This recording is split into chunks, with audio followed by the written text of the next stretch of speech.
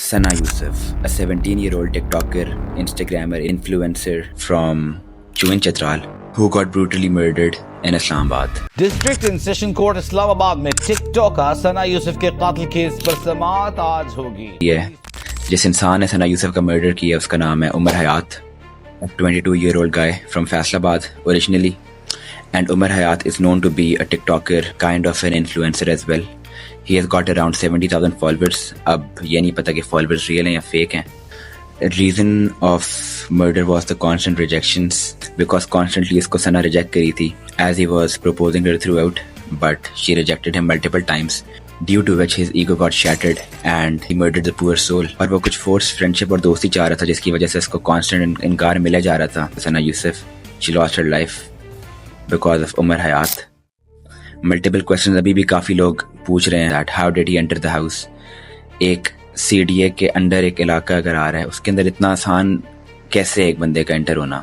Obviously एक बंदा अगर आपके घर में घुस के आपको मर्डर कर रहा है तो फिर हम सबको मे बी कॉशियस होना चाहिए या क्या करना चाहिए, because this is not normal. चलें अगर कोई इलाका होता किसी महराबादी का, कोई बहुत ही कोई इस्लामाबाद से दूर या कोई CDA के अंदर अगर ना आता तो फिर किसी वजह से कुछ लैप्स हो गया. But if you're in Islamabad in the capital और इस तरह आपके घर में घुस के कोई आपको मर्डर कर रहा है, आपको शूट करके जा रहा है, तो फिर तो no one safe. According to the reports, Umar Hayat did come to her house multiple times before. On her birthday on 29th, he booked a Fortuner, rented a Fortuner basically from Faisalabad.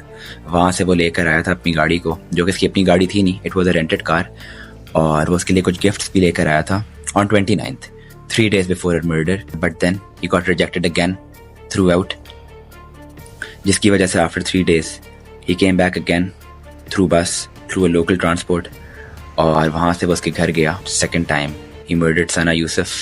Maybe he overlooked the whole situation, क्योंकि जिस time पे he entered the house उसकी अम्मी अबू भी घर पे नहीं थे, उसकी अम्मी भी नहीं थी. She was left alone with her aunt, and उसी तरह वो घर में घुसा and he shot her twice. About time we should realize, और officials को भी realize कर लेना चाहिए कि इस तरह की situations को एक different तरीके से इसकी punishment को deal करें.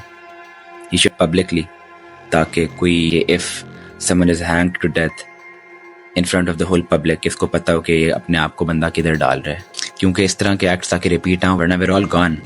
May Allah reward Sana Yusuf the best place in Jannah, and I hope उसकी family easy हो with time.